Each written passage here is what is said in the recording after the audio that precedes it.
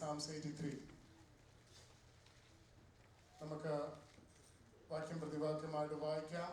അതിൻ്റെ അവസാനത്തെ 2 വാക്യങ്ങൾ 17ഉം 18ഉം വാക്യങ്ങൾ നമുക്ക് ചേർന്ന് വായിക്കാം. Psalms 83.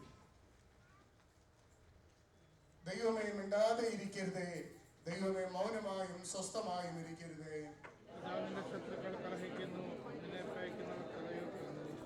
അവർ നിന്റെ ജനത്തിന്റെ നേരെ ഉപായം വിചാരിക്കുകയും നിന്റെ ഗുപ്തന്മാരുടെ നേരെ ദുരാലോചന കഴിക്കുകയും ചെയ്യുന്നു.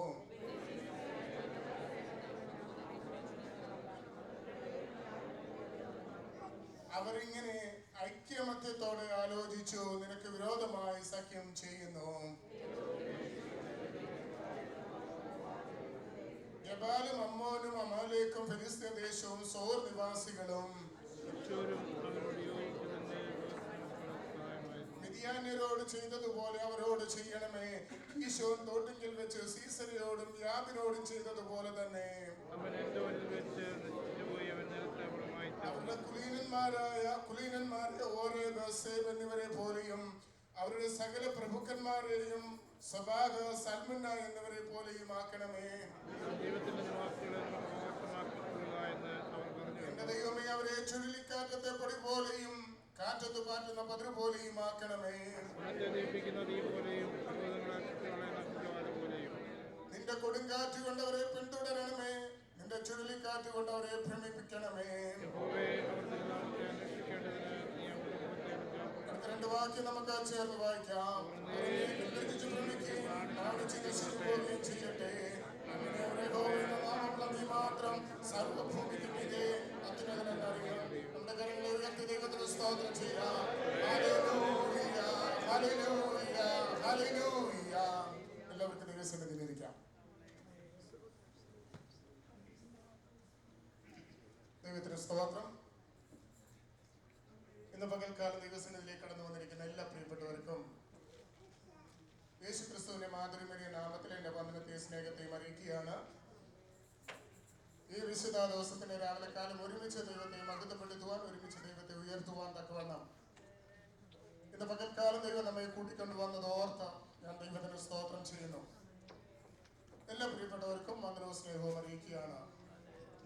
കർത്താവ് ഓരോ ദിവസവും നമ്മെ ജയോത്സവമായി നടത്തുന്ന, നമ്മെ പരിപാലിക്കുന്ന ദൈവത്തിന്റെ കൃപയ്ക്കായിട്ട് ഇന്ന് പകൽക്കാലം ദൈവത്തിന് നന്ദി പറയുകയാണ്.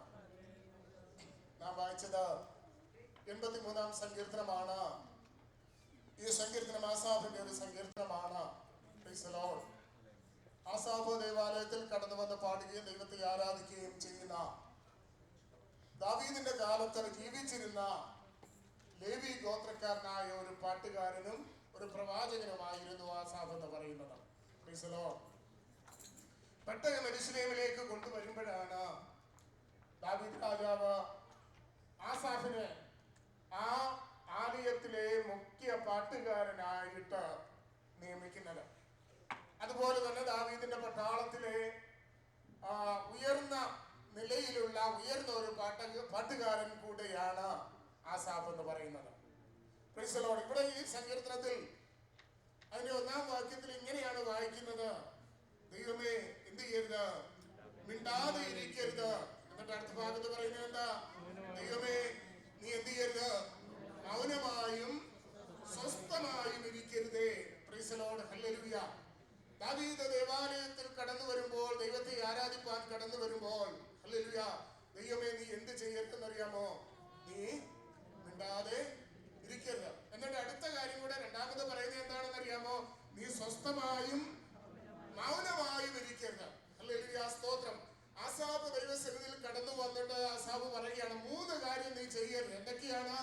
1, നീ എന്ത് ചെയ്യരുത്, മിണ്ടാതെ ഇരിക്കരുത്. 2, നീ എന്ത് ചെയ്യരുത്, സ്വസ്ഥമായിരിക്കരുത്.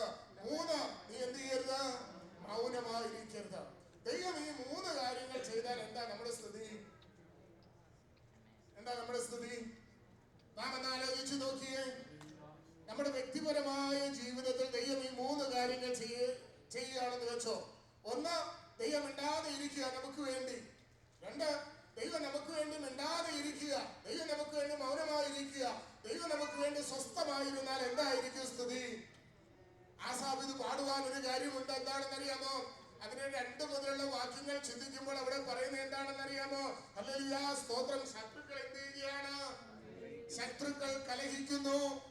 പകയ്ക്കുന്നവർ എന്ത് ചെയ്യുന്നു? തല ഉയർത്തുന്നു. പ്രൈസ് ദി ലോർഡ്, ഹല്ലേലൂയ, സ്തോത്രം. നീ മിണ്ടാതെ ഇരുന്നാൽ എന്ത് ചെയ്യുമെന്നറിയാമോ? തല ഉയർത്തേണ്ട ചിലർ എന്ത് ചെയ്യുമെന്നറിയാമോ? തല ഉയർത്തും. പ്രൈസ് ദി ലോർഡ്, ഹല്ലേലൂയ, സ്തോത്രം. നീ ഈ സമയത്ത് മിണ്ടാതെ ഇരുന്നാൽ യഹൂദന്മാർക്ക് രക്ഷ എവിടെ നിന്ന് വരും? അവർക്ക് എവിടെന്നെങ്കിലും രക്ഷ വരും. പക്ഷേ നശിച്ചു പോകുന്നത് ആരാണെന്നറിയാമോ? നീയും നിന്റെ കുലവും എന്ത് ചെയ്യും?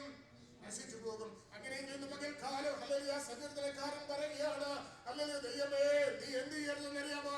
ശത്രുക്കൾ ഒന്നായി അവിടെ ഇവിടങ്ങളിൽ നിന്ന്, 4 കോണുകളിൽ നിന്ന് അവർ ഉയർന്നു വരുമ്പോൾ എനിക്ക് വേണ്ടി യുദ്ധം ചെയ്യുവാൻ ഒരുവൻ മാത്രമേ ഉള്ളൂ. സർവശക്തനായ ദൈവം മാത്രമേ ഉള്ളൂ. എനിക്ക് വേണ്ടി ഇറങ്ങി വരുവാൻ മനുഷ്യരാരും എനിക്ക് വേണ്ടി ഇറങ്ങി വരികയില്ല. മനുഷ്യരാരും എന്നെ സഹായിക്കാൻ കടന്നു വരികയില്ല. അല്ലെങ്കിൽ മനുഷ്യരെല്ലാം എന്റെ സ്നേഹിതരെല്ലാം ശത്രുക്കളോട് ചേർന്ന് നിൽക്കുമ്പോൾ ദൈവമേ ഇന്ന് പകൽക്കാലം എനിക്ക് പറയുവാനുള്ളത്, നീ മാത്രം എനിക്ക് വേണ്ടി ഇറങ്ങി വരുവാൻ മിണ്ടാതെ ഇരിക്കാതെ എനിക്ക് വേണ്ടി ഇറങ്ങി വരണമേ എന്നാണ് ആസാഫിന്റെ പ്രാർത്ഥന. ഇപ്പോൾ പകൽക്കാലം ഞാൻ ഇങ്ങനെ പറയട്ടെ, എനിക്ക് നിങ്ങൾക്ക് ചുറ്റും സകലതും വിരോധമായിരിക്കുമ്പോൾ, എനിക്ക് നിങ്ങൾക്ക് ചുറ്റും സകലതും പ്രതികൂലമായിരിക്കുമ്പോൾ, എന്നെ നിങ്ങളെയും ആരും സഹായിക്കാനില്ലാതെ ഇരിക്കുമ്പോൾ, ദൈവമുൻപാകെ കടന്നു എന്ന് ദൈവമുൻപാകെ കരയുവാൻ, ദൈവത്തോട് പറയുവാൻ, ദൈവമേ നീ എന്ത് ചെയ്യണമെന്നറിയാമോ? എനിക്ക് വേണ്ടി ഒന്ന് ഇറങ്ങി വരണമേ. അങ്ങ് ആരാണെന്നറിയാമോ? അങ്ങ് രാജാതിരാജാവും കർത്താതി കർത്താവും സൈന്യങ്ങളുടെ ദൈവമായ യഹോവയാണ്. നീ എന്നെ വിളിച്ചത് സങ്കീർത്തനക്കാരൻ പറയുന്നതിനെ കൊണ്ട്, 27-ാം സങ്കീർത്തനത്തിൽ പറയുന്നതിനെ കൊണ്ട്, നീ എന്നെ വെളിച്ചമാണ്, നീ എന്നെ രക്ഷയാണ്. ഞാൻ അതുകൊണ്ട് ആരെ പേടിക്കുമെന്നറിയാമോ? എനിക്ക് ഭയമില്ല.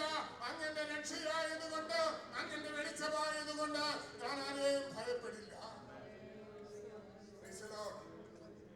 അതിന്റെ 3-ാം വാക്യത്തിൽ എന്താ പറയുന്നതെന്ന് അറിയാമോ? അവർ നിന്റെ ജനത്തിന്റെ നേരെ എന്ത് ചെയ്യുന്നു? ഉപായം വിചാരിക്കുകയും നിന്റെ ഗുപ്തന്മാരുടെ നേരെ അവർ എന്ത് ചെയ്യുകയാ? അവരൊരു സംഘം കൂടിയിരുന്ന് നിനക്ക് വിരോധമായി എന്ത് ചെയ്യുകയാണെന്നറിയാമോ? ഗൂഢാലോചന കഴിക്കുന്നു. Hallelujah, hallelujah, hallelujah. കാരണമല്ലോ ഉണ്ടോ? കാരണമല്ലോ ഉണ്ടോ? ഒരു കാരണവുമില്ല, ഒരു കാര്യവുമില്ല. പക്ഷേ അവരവിടെ ഇരുന്ന് കൊണ്ട് എന്ത് ചെയ്യുകയാണെന്നറിയാമോ? നിന്റെ ഗുപ്തന്മാർക്ക് നേരെ അവർ എന്ത് ചെയ്യാണ്? അവർ ഗൂഢാലോചന കഴിക്കുകയാണ്. അതാവാക്യം എന്താ പറയുന്നത്?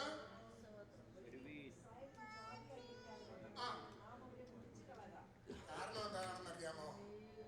ഇവരൊരു ജാതിയായി തീർന്നാൽ പ്രശ്നമല്ലേ?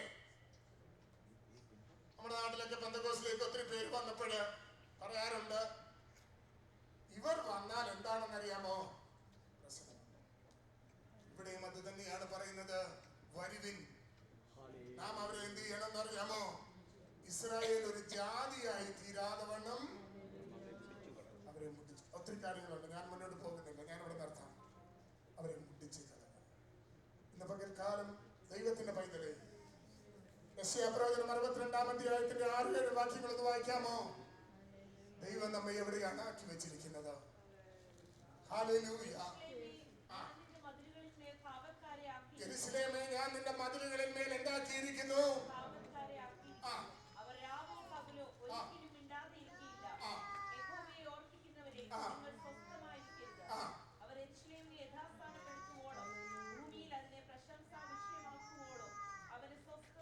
അവന് നിങ്ങൾ എന്ത് ചെയ്യരുത്? എപ്പോഴാ അവന് സ്വസ്ഥത കൊടുക്കാത്തത്? നിനക്കെതിരെ ശത്രുപാളയം ഇറങ്ങുമ്പോൾ, നീ ഒരു ജാതിയായി തീരാതെ വണ്ണം നിന്നെ മുടിച്ചു കളയുവാൻ ശ്രമിക്കുമ്പോൾ നീ എന്ത് ചെയ്യണമെന്നറിയാമോ? ഹല്ലേലൂയ, സ്തോത്രം. നീ ഒരു കാവൽക്കാരനാണ്. നിന്നെ കാവൽക്കാരനാക്കിയിരിക്കുമ്പോൾ നീ എന്ത് ചെയ്യണമെന്നറിയാമോ? ദൈവത്തിന് സ്വസ്ഥത കൊടുക്കാതെ ദൈവമുൻപാകെ ചെന്നിട്ട് ഹല്ലേലൂയ, സ്തോത്രം, ദൈവസന്നിധിയിൽ കവണ്ട് വീണ് കരയുമ്പോഴാണ് ദൈവം നിനക്ക് വേണ്ടി എന്ത് ചെയ്യുന്നറിയാമോ? അവൻ നിനക്ക് വേണ്ടി എഴുന്നേറ്റ് വരും.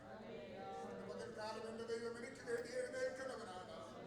ആരെല്ലാം എനിക്ക് നേരെ വട്ടം കൂടിയാലും ഇന്ന് പകൽക്കാലം സർവശക്തൻ എനിക്ക് വേണ്ടി എഴുന്നേറ്റാൽ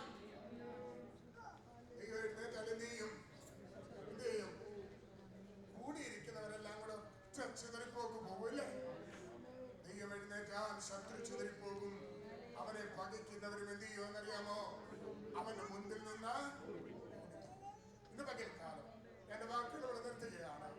ദൈവം നമുക്ക് വേണ്ടി എഴുന്നേൽക്കുവാൻ, ശത്രു ചിതറുവാൻ, നമ്മുടെ മുൻപിൽ നിന്ന് ഓടിപ്പോകുവാൻ നമ്മെ തന്നെ ദൈവകരങ്ങളിൽ സമർപ്പിക്കാം.